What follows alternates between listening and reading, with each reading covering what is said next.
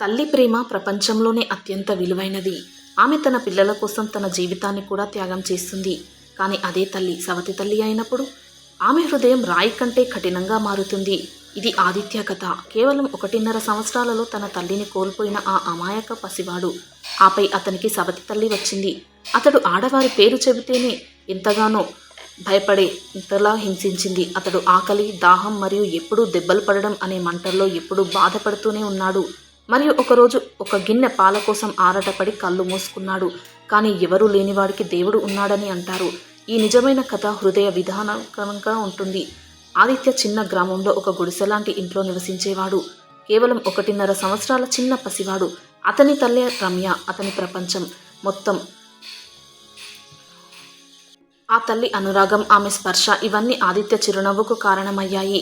రమ్య అతడిని కౌగిలించుకుంటూ అతనికి లాలిపాటలు పాడేది మరియు ఆదిత్య తన పసితనం భాషలో అమ్మ అమ్మ అంటూ పిలిచినప్పుడు ఆమె అతని ఏకైక ప్రపంచం మరియు ఆ ప్రపంచం చాలా సంతోషంగా ఉంది. రమ్య భర్త ప్రకాష్ గ్రామానికి సమీపంలో ఉన్న ఇటుక బట్టీలో కూలీ పని చేసేవాడు. అతడు ఉదయం పనికి వెళ్ళి రాత్రి అలసిపోయిన ముఖంతో తిరిగి వచ్చేవాడు.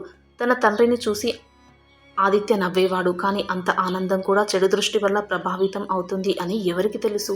ఒకరోజు ఉదయం రమ్య బట్టలు ఉతుకుతూ ఉండగా ఆమె అటుగా వెళ్తున్నప్పుడు ఒక పాము కరిచింది. దాంతో ఆమె అక్కడికక్కడే చనిపోయింది. సమీపంలో కూర్చొని బురదలో ఆడుకుంటున్న ఆదిత్య తన తల్లి నేలపై పడి ఉండడం చూసి భయపడిపోయాడు. దాంతో అతడు ఏడవడం ప్రారంభించాడు. కానీ అతని తల్లి మళ్ళీ లేవలేదు. గ్రామంలోని మహిళలు సహాయం కోసమై పరిగెత్తుకుంటూ వచ్చారు. కానీ అప్పటికే ఆలస్యం అయిపోయింది. దాంతో ప్రకాష్ మరియు ఆదిత్యల జీవితం అల్లకల్లోలంగా అయిపోయింది.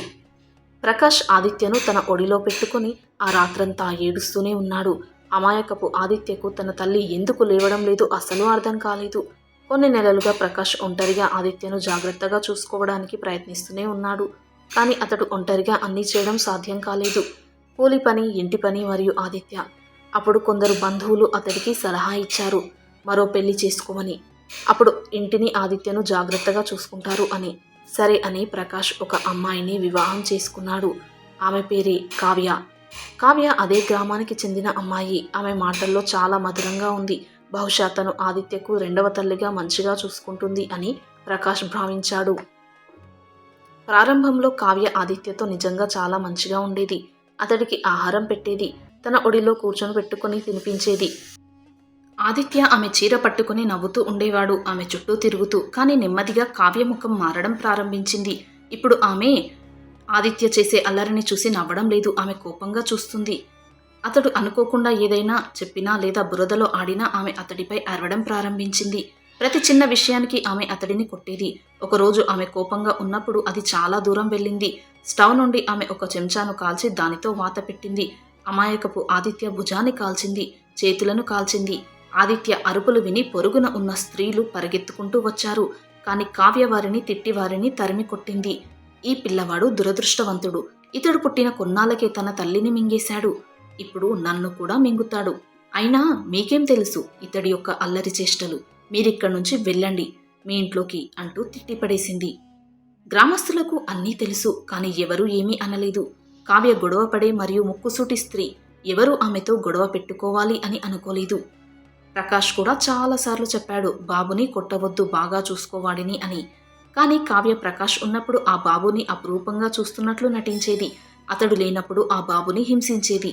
కొట్టిన దెబ్బలు కనిపించకుండా ఆమె కనిపించని ప్రదేశాల్లో ఆ బాబుని కొడుతూ ఉండేది. శీతాకాలపు రాత్రుల్లో అందరూ తమ పడకలలో హాయిగా నిద్రపోయే సమయంలో ఆదిత్యకు చోటు దొరకలేదు. అతడు వెళ్ళి కావ్య దగ్గర నిశ్శబ్దంగా పడుకోవాలి అనుకున్నాడు. కానీ ఆమె అతడిని దూరంగా నెట్టింది. ఇక్కడ పడుకుంటే పక్క తడుపుతాడు అని చెప్పి వేరే దగ్గరికి వెళ్ళి పడుకో అని చెప్పింది. దాంతో ఆదిత్య ఏడుస్తూ వెళ్ళి ఒక మూలలో పడుకునేవాడు. తండ్రి అది చూసి అతడిని భుజంపై వేసుకుని పడుకోబెట్టి అపురూపంగా చూసుకునేవాడు.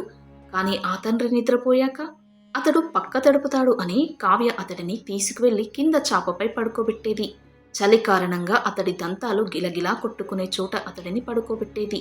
ఆదిత్య భయం మరియు నిశ్శబ్దంతో మాత్రమే జీవించడం ప్రారంభించాడు. ఇప్పుడు అతడికి 5 సంవత్సరాలు. అతడి కళ్ళల్లో ఒక వింత శూన్యత ఉంది. అతడి కళ్ళల్లో ఒక భయం కనిపించింది. అతడి అమాయకత్వాన్ని కప్పిపుచ్చుకున్నాడు. అతడు ఊరి వీధుల్లో ఒంటరిగా తిరిగేవాడు. అతడు ఇతర పిల్లలతో ఆడుకునేవాడు. కానీ అతడు వారిలాగా ఎప్పుడూ బహిరంగంగా నవ్వలేకపోయాడు. అతని నవ్వు ఎక్కడికో పోయినట్లుగా ఉంది. గ్రామంలోని కొంతమంది పిల్లలు అతడిని ఎగతాళి చేసేవారు. హే ఆదిత్య, మీ అమ్మ నిన్ను కొడుతుంది కదూ, ప్రతిరోజు నీ శరీరంపై కొత్త కొత్త గుర్తులు కనిపిస్తున్నాయి అని అనేవారు. ఆదిత్య ఏమీ మాట్లాడేవాడు కాదు. అతడు నేలవైపు చూస్తూ నెమ్మదిగా అక్కడి నుంచి వెళ్ళిపోయేవాడు. ఇంతలో 1 సంవత్సరం తర్వాత ప్రకాష్ తమ్ముడు కార్తిక్కి వివాహం నిశ్చయమైంది. ఆ అమ్మాయి పేరు సంజన. సమీపంలోని గ్రామం నుండి వచ్చి చదువుకున్న మధురమైన మరియు తెలివైన అమ్మాయి. ఆమె ఇప్పుడు ఈ ఇంటికి కొత్త కోడలిగా వచ్చింది. ఇంట్లో ఆనందం ఉంది. చుట్టూ హడావిడి. ఇల్లంతా బంధువులతో సందడిగా ఉంది. పిల్లల పరుగులు, కొత్త స్వీట్ల వాసన మరియు వీటన్నిటి మధ్య ఆదిత్య నిశ్శబ్దంగా కూర్చున్నాడు ఒక మూలన. పిల్లలు సంజన గదిలోకి ప్రవేశించారు. సంజన నవ్వుతూ వారికి స్వీట్లు ఇచ్చింది. కానీ ఆదిత్య అందరి వెనక నిలబడి ఉన్నాడు. అతడు దూరం నుండి చూస్తున్నాడు, కానీ దగ్గరికి రాలేడు. అతడు ఏ స్వీట్లు అడగలేడు, ఏ ప్రశ్నలు అడగడు. అతడు తన ఖాళీ కళ్ళతో చూస్తూనే ఉన్నాడు. సంజన అతడిని చూసింది. అరే, అందరికంటే వేరుగా నిలబడి ఉన్న ఈ పిల్లవాడు ఎవరు అని ఆమె అడిగింది. అప్పుడు పక్కన ఉన్న ఒక స్త్రీ చెప్పింది, అతడు ప్రకాష్ కొడుకు ఆదిత్య. అతని తల్లి చనిపోయింది, కానీ అతని సవతి తల్లి అతడిని చాలా కొడుతుంది. అతడు తల్లి లేని పసివాడు అని. దాంతో సంజన హృదయం కదిలింది. ఆమె వెంటనే లేచి ఆదిత్య దగ్గరికి వెళ్ళి, రా బాబు, ఎందుకు దూరంగా నిలబడి ఉన్నావు? ఇక్కడికి రా, నాకు భయపడకు, నేను నిన్ను ఏమీ అనను అని. దాంతో తటపటాయిస్తూనే ఆదిత్య నెమ్మదిగా సంజన దగ్గరికి వచ్చాడు. అతడి కళ్ళల్లో సంకోచం ఉంది. అతడు అడుగుతున్నట్లుగా, నువ్వు కూడా నన్ను కొడతావా అని. కానీ సంజన అతని ఒడిలోకి ఎత్తుకుంది. ఆమె అతని తలను నిమిరింది. ఆమె అతడి చిరిగిన బట్టలు సరిచేసి అతని పేరు అడిగింది. ఆదిత్య అని అతడు మెల్లగా అన్నాడు. సంజన అతడిని కౌగిలించుకుంది. ఆదిత్య, నేటి నుండి నిన్ను నేను బాగా చూసుకుంటాను. ఈ స్వీట్లు తిను, రా, నీకొక కథ చెప్తాను అని. ఆ రోజు మొదటిసారిగా ఆదిత్య ఒక స్త్రీ ఒడిలో ప్రశాంతతను అనుభవించాడు. నిజమైన అద్దంలో తల్లి ఒడిలోలాగా. సంజన అతని ప్రేమగా పిలిచి ప్రతిరోజు అతనికి స్నానం చేయించి శుభ్రమైన బట్టలు వేసి అతనికి ఆహారం పెట్టేది. ప్రేమ, ఆహారం, సమయం వీటన్నింటినీ పంచేది. దాంతో ఆదిత్యలో అనురాగం మళ్లీ మొదలైంది. నెమ్మదిగా ఆదిత్య హృదయం తెరుచుకోవడం ప్రారంభించింది. అతడు వచ్చి సంజన గదిలో కూర్చునేవాడు. అతడు సంజన చేతితో గోరుముద్దలు తినేవాడు మరియు చాలాసార్లు ఆమెను అమ్మ అని పిలిచేవాడు. సంజన మొదటిసారి, అమ్మా, నేను ఈరోజు నీ దగ్గరే ఉంటాను, ఇక్కడే పడుకుంటాను అన్నమాట విన్నప్పుడు ఆమె కళ్ళల్లో కన్నీళ్లు నిండిపోయాయి. ఆమె అప్పుడు ఆదిత్యను కౌగిలించుకొని, బాబు, నువ్వు ఎక్కడ ఉండాలనుకుంటున్నావో ఆ ప్రదేశం ప్రేమతో నిండిపోతూ ఉంటుంది. నువ్వు తప్పకుండా ఇక్కడే ఉండు అని చెప్పింది. కానీ ఇదంతా ఇప్పటికీ అలాగే ఉండదు. ఎందుకంటే సంజన కొత్త పెళ్లి కూతురు మరియు గ్రామంలోని అందరి కళ్ళు ఆమెపైనే ఉన్నాయి. కొంతమంది ఆమె మంచితనాన్ని ప్రశ్నించారు, మరికొందరు ఆమెను ఎగతాళి చేశారు, మరికొందరు ఆమెను మెచ్చుకున్నారు. ఆమె ఇంటికి కోడలా లేక ఈ అబ్బాయిని తన ఒడిలో పెట్టుకుని తిరుగుతున్న సొంత తల్లి అన. కావ్య ఇదంతా విని చాలా ఇబ్బంది పడడం ప్రారంభించింది. ఈ కొత్త కోడలు ఇప్పుడు నా ఇంటిని పాలిస్తుందా అని, ఇప్పుడు ఆమె నా కొడుకుని కూడా తీసుకువెళ్తుంది అని ఆమె సంజనను ఎగతాళి చేయడం ప్రారంభించింది. కానీ సంజన మౌనంగా ఉండిపోయింది. ఆమెకు తెలుసు, ఇప్పుడు ఆమెతో గొడవ పడితే ఆ బాబుని అస్సలు తన దగ్గరికి రానివ్వదు. దానితో ఆ బాబు ఎన్నో బాధలు ఇంకా పడాల్సి వస్తుంది అని. ఒకరోజు ప్రకాష్ పనిపైన వారం రోజులకి హైదరాబాద్కి వెళ్ళాడు. ఆ సమయంలో ఆదిత్య 2 రోజులుగా సంజనను కలవడానికి రాలేదు. దాంతో సంజన కలవరపడింది. ఆమెకు ఏదో వింతగా అనిపించింది. ఆమె భయానికి గురైంది. మళ్ళీ ఏదో జరిగి ఉంటుందా అని భయపడడం ప్రారంభించింది. ఆమె మనసులో దేవుడిని ప్రార్థించడం ప్రారంభించింది. ఓ ప్రభు, ఆదిత్యను జాగ్రత్తగా ఉంచు అని. అప్పుడే పొరుగున ఉన్న స్త్రీ వచ్చి, అమ్మా, పాపం ఆదిత్య, కావ్య అతడిని చాలా కొట్టింది. అతనికి 2 రోజులుగా ఆహారం కూడా సరిగ్గా ఇవ్వడం లేదు. అతడు సమస్యలో పడిపోయాడు. అతడు జ్వరంతో మండిపోతున్నాడు అని. అదంతా విని సంజన గుండె వణికింది. దాంతో సంజన ఒక్కసారిగా కావ్య ఎప్పుడు అతడిని తాళం వేసి ఆ గదిలో పెట్టే ఆ గది వైపు వెంటనే పరిగెత్తింది. కానీ తలుపు లోపల నుండి తాళం వేయబడలేదు. అక్కడ ఒక భారీ రాయి మాత్రం ఉంచబడింది. ఖైదీని బంధించారు. ఆమె రాయిని తీసి నెమ్మదిగా తలుపు తెరిచింది. ఆమె ముందు ఉన్న చిత్రం సంజన శ్వాసను ఆపివేసింది. ఆదిత్య నేలపై పడిపోయి ఉన్నాడు. అతని బట్టలు మురికిగా ఉన్నాయి. అతడి ఒళ్ళంతా వాతలు ఉన్నాయి, చిరిగిపోయి. అతని పెదవులు ఎండిపోయాయి. అతడి కళ్ళు మూసుకుపోయాయి. అతడికి జ్వరం తీవ్ర స్థాయిలో ఉంది. సంజన వెంటనే నేలపై కూర్చుంది. ఆమె ఆదిత్యను తన ఒడిలో తీసుకొని ఏడవడం ప్రారంభించింది. ఓ దేవుడా, ఈ చిన్న పిల్లవాడు ఎవరికి ఏం అన్యాయం చేశాడని ఇంత శిక్షను విధించారు అని. అప్పుడే ఒక కర్ర పట్టుకొని ఒక వృద్ధ మహిళ అక్కడికి వచ్చింది. ఆమె ఆదిత్య వైపు చూసి వణుకుతున్న స్వరంతో చెప్పింది. నేను ఎన్నోసార్లు చెప్పాను ఈ బాబుని ఆ స్త్రీ వద్ద వదిలేయవద్దు అని, కానీ ఎవరూ నా మాట వినలేదు. ఇప్పుడు చూడు ఆమె ఏం చేసిందో అని. అప్పుడు అక్కడే నిలబడి అంతా చూస్తున్న కావ్య వారందరిపై అరిచింది. ఇది నా ఇల్లు, నేనేం కావాలంటే అది చేస్తాను. మీరందరూ అసలు మధ్యలోకి ఎందుకు వస్తారు? ఇక్కడి నుంచి వెళ్ళిపోండి అని. కానీ ఇప్పుడు గ్రామం మౌనంగా లేదు. ఈ పిల్లవాడి ప్రాణమే ముఖ్యం అనుకున్నారు. ఆ సమయంలోనే ప్రకాష్ కూడా తిరిగి వచ్చాడు. ఇంటికి చేరుకొని కావ్య చేసిన పనికి ఆదిత్య పరిస్థితి గురించి తెలుసుకున్న వెంటనే అతడు కంట్లో నుంచి కన్నీళ్లు కారిపోయాయి. తన కొడుకుని ఎత్తుకొని హత్తుకున్నాడు. తర్వాత కోపంతో వణుకుతున్న స్వరంతో అతడు కావ్యతో ఇలా అన్నాడు. నువ్వు స్త్రీవి కాదు, అసలు రాక్షసివి. నా కొడుకును ఏం చేశావు అంటూ అతడు ఆదిత్యను ఎత్తుకొని నేరుగా గ్రామంలోని ఆసుపత్రికి తీసుకువెళ్లాడు. ఆ డాక్టర్ చెప్పాడు, ఈ బాబుని మరికొన్ని రోజులు ఇలాగే వదిలేస్తే అస్సలు బ్రతికేవాడు కాదని వైద్యులు చెప్పారు. ప్రకాష్ ఆసుపత్రిలో ఏడుస్తూ కూర్చున్నాడు. మరియు సంజన కూడా అక్కడే ఉంది. ఈ సంఘటన తర్వాత గ్రామస్తులు కావ్యకు వ్యతిరేకంగా పంచాయతీ పెట్టాలని డిమాండ్ చేశారు. కానీ ప్రకాష్ మౌనంగా ఉన్నాడు. అప్పుడు అందరూ తిట్టారు. ఆమె అలా తయారు కావడానికి సగం కారణం నువ్వే. నువ్వు ఇలా సైలెంట్గా ఉండడం వల్లే ఈ బాబుకు ఇటువంటి పరిస్థితి వచ్చింది అని. కానీ ఇదంతా చూసి ఇప్పుడు సంజన మౌనంగా ఉండలేదు. ఆమె ఇంటికి వచ్చాక ఆదిత్యను తన దగ్గరికి తీసుకుంది. ఇప్పుడు ఈ బిడ్డ ఎక్కడికి వెళ్ళడు, అతడు నాతోనే ఉంటాడు. నేను నా సొంత బిడ్డ కంటే ఎక్కువగా అతడిని ప్రేమిస్తాను అన్నది. ప్రకాష్ కంట్లో నుంచి కన్నీళ్లు వచ్చాయి. నా బిడ్డ అక్కడైనా సంతోషంగా ఉంటే చాలు అనుకున్నాడు. 2 చేతులు జోడించి నమస్కరించాడు సంజనకు. సంజన ఆదిత్యను తీసుకొని తన ఇంటికి వచ్చింది. గదిలోకి వెళ్ళింది. ఆ బాబుకి సపర్యలు చేసింది. అతడి శరీరం నెమ్మదిగా కోలుకుంది. అతడి ముఖంలో రంగు తిరిగి వచ్చింది. అతడి కళ్ళల్లో మెరుపు కనిపించింది. ఇప్పుడు అతడు ఆరోగ్యంగా ఉన్నాడు, సంతోషంగా ఉన్నాడు. రోజులు గడుస్తున్నాయి. ఆదిత్య చాలా సంతోషంగా ఉన్నాడు. అది చూసి ప్రకాష్ కూడా ఎంతో సంతోషంగా ఉన్నాడు. ఒక దేవతలాగా నా కొడుకును చూస్తుంది అని ఎన్నో ధన్యవాదాలు చెప్పుకున్నాడు తన మనసులోనే. ఒకరోజు ఆదిత్య పాఠశాల నుండి తిరిగి వస్తూ, అమ్మా, ఈరోజు నాకు చాలా ఆకలిగా ఉంది. నాకు నక్షత్రంలాగా ఉండే చపాతిని తయారు చేసి ఇవ్వు అని అన్నాడు. ఆ రోజు నిజంగా సంజన హృదయం నిజంగా నిండిపోయింది. సంవత్సరాలు గడిచాయి. ఇప్పుడు సంజనకు 2 పిల్లలు. ఒక కొడుకు రాహుల్, కుమార్తె స్నేహ.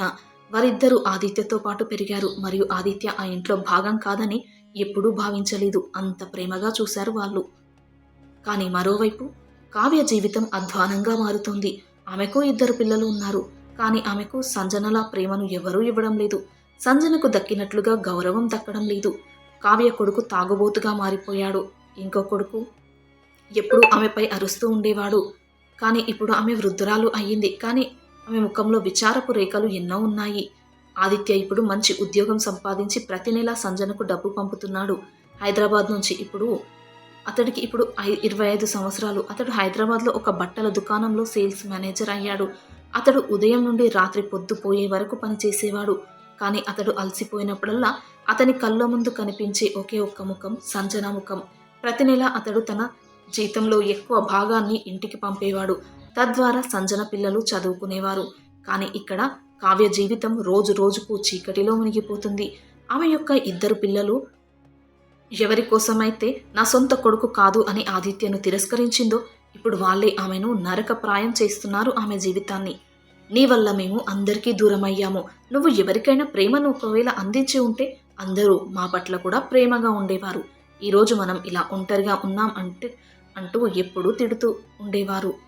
ఇప్పుడు కావ్య ఒంటరిగా మిగిలిపోయింది. కొడుకులు 2 పెళ్లిళ్ళు చేసుకుని భార్యలతో పాటు వేరే కాపురాలు పెట్టి ఎక్కడికో వెళ్ళిపోయారు. తల్లిని అస్సలు పట్టించుకోరు. ప్రకాష్ ఇప్పుడు కన్ను మూశాడు. ఇప్పుడు ఆమెకు తినడానికి కూడా తిండి లేని పరిస్థితి వచ్చింది. ఇప్పుడు ఆమె ఒంటరిగా మిగిలిపోయింది. ఆమె కళ్ళల్లో ఇప్పుడు కన్నీళ్లు తప్ప మరేవీ లేవు. విచారం ఉంది. ఒకరోజు గ్రామంలో ఒక పంచాయతీ జరిగింది. దానికి కారణం కావ్య ఫిర్యాదు. ఆమె గ్రామంలో గొడవ సృష్టించింది. ఆదిత్య నా భర్త కొడుకు. అతడు హైదరాబాద్లో సంపాదించే డబ్బుపై నాకు కూడా హక్కు ఉంది అన్నది. గ్రామ పెద్దలు గుమికూడారు. ఆదిత్యను పిలిచారు. అతడు మొత్తం గ్రామం ముందుకు వచ్చాడు. అతని చేతులను పైకెత్తి షర్టు తీసేసి అతడి శరీరంపై ఉన్న గాయాలను మచ్చలను చూపించాడు. ఇక్కడ చూడండి, నన్ను చచ్చిపో అంటూ రోజూ కొట్టిన తల్లి, నా నుండి బిస్కెట్లు లాక్కున్న తల్లి, నాకు కనీసం పాలు కూడా సరిగ్గా ఇవ్వని తల్లి ప్రేమకు గుర్తులు ఇవి అంటూ చూపించాడు. పాలు కావాలి అని నేను అడిగినందుకు బుక్కెడు బువ్వ పెట్టని అడిగినందుకు ఆమె ఉమ్మిని నన్ను నాకమని చెప్పింది అంటూ చెబుతున్నాడు. అలా చెబుతూ ఆదిత్య కళ్ళ నుండి కన్నీళ్లు కారుతున్నాయి. కానీ ఇప్పుడు అతని గొంతులో వణుకు పుట్టడానికి బదులుగా అగ్ని ఉంది. నన్ను తన కొడుకుగా భావించిన సంజన అమ్మని చూడండి. ఆమె తన పిల్లలతో పాటు నాకు కూడా తినిపించింది. నన్ను తన సొంత కొడుకులాగా పెంచింది. ఆమె ఒడిలో నన్ను పడుకోబెట్టింది. ఇటువంటి సంబంధం లేకుండా తల్లి అంటే ఏమిటో నాకు చూపించింది అంటూ చెప్పాడు. ఇది విని గ్రామస్తుల కళ్ళు కూడా కన్నీళ్లతో నిండిపోయాయి. ఒక బిడ్డను వేధించిన తల్లి, అతన్ని కొట్టి ఆకలితో ఉంచిన తల్లి, వాతలు పెట్టిన తల్లి ఇప్పుడు ఆ బిడ్డ నుండి ప్రేమను ఎలా ఆశించగలదు, డబ్బును ఎలా ఆశించగలదు అని అదంతా విని అన్నారు. ఇప్పుడు కావ్యకు బాధ అనిపించింది. వెంటనే ఆదిత్య దగ్గరికి వెళ్ళి, నన్ను క్షమించు ఆదిత్య, నేను చాలా పెద్ద తప్పు చేశాను అన్నది. కానీ ఆదిత్య అన్నాడు, నేను నిన్ను క్షమిస్తాను, కానీ అమ్మ స్థానాన్ని ఎప్పటికీ ఇవ్వలేను, అమ్మ అని పిలవలేను అని. ఆపై అతడు సంజన పాదాలను తాకాడు. అమ్మా, నువ్వు నన్ను మనిషిని చేశావు. ఇవాళ నేను ఈ పరిస్థితులలో ఉన్నానంటే దానికి నువ్వే కారణమమ్మా. నేను ఎల్లప్పుడూ నీకు నీడలా ఉంటాను అన్నాడు. కాలం గడిచిపోయింది మరియు ఒకరోజు గ్రామంలో డప్పులు వాయించబడ్డాయి. ఎందుకంటే ఆదిత్య వివాహం నిశ్చయమైంది. తెలివైన మరియు సరళమైన అమ్మాయి సరితతో వివాహం జరిగింది ఆదిత్యకు. ప్రతి తల్లి తన కొడుకును అలంకరించినట్లుగానే పెళ్లి రోజున సంజన కూడా ఆదిత్య నుదుటిపై తిలకం పెట్టింది. సరిత కూడా పెళ్లి తర్వాత సంజనను తన సొంత అత్తయ్యలాగా చూసుకుంది. ఇప్పుడు ఆ ఇల్లు రక్త సంబంధం లేని కుటుంబమే, కానీ హృదయాల సంబంధం ఉంది. అది చాలా ముఖ్యమైనది. ఆదిత్య ఇప్పుడు హైదరాబాద్లో పనిచేస్తున్నాడు. వారానికి ఒకసారి వస్తాడు. తన భార్య మరియు తన తల్లి సంజన, తన తోబుట్టులను చూడడానికి, బాబాయిని చూడడానికి. వారి ఇంటి ఖర్చులను అతడే చూసుకుంటున్నాడు. సరిత వృద్ధాప్యంలో ఉన్న తన అత్తయ్యను ఎంతో జాగ్రత్తగా చూసుకుంటుంది. అది చూసి ఆదిత్య ఎంతో సంతోషిస్తున్నాడు. తర్వాత ఆదిత్యను ఇంత పెద్దగా చేసిన తల్లిదండ్రుల్లాగా పెంచిన సంజన మరియు తన బాబాయిలను జాగ్రత్తగా చూసుకుంటున్నారు. అలాగే తోబుట్టుల పెళ్లి ఖర్చులను పెద్దనేలాగా అతడు అన్ని బాధ్యతలు తీసుకున్నాడు. వృద్ధాప్యంలో ఉన్నవారికి సేవలు చేస్తున్నాడు. ఒకప్పుడు బ్రతకడానికి పోరాటం చేసి బుక్కెడు పాల కోసం ఏడ్చి మాటలు వాతలు పెట్టించుకున్న బాబు ఇప్పుడు ఆ ప్రాంగణంలో ఇప్పుడు నవ్వుల్లో ఉంది, ప్రశాంతతలో ఉంది. మరోవైపు కావ్య ఒంటరిగా వృద్ధురాలై అనారోగ్యంతో ఆదిత్యను హింసించిన ఇంట్లో కూర్చుంది. ఇప్పుడు అక్కడ ఎవరూ లేరు. ఆమెను పట్టించుకునే కొడుకు లేదా కూతురు ఎవరూ లేరు. ఆమె ప్రపంచం ఇప్పుడు ఖాళీగా, అక్కడ విచారం యొక్క సూర్యరశ్మి మరియు జ్ఞాపకాల నీడ మాత్రమే ఉంది.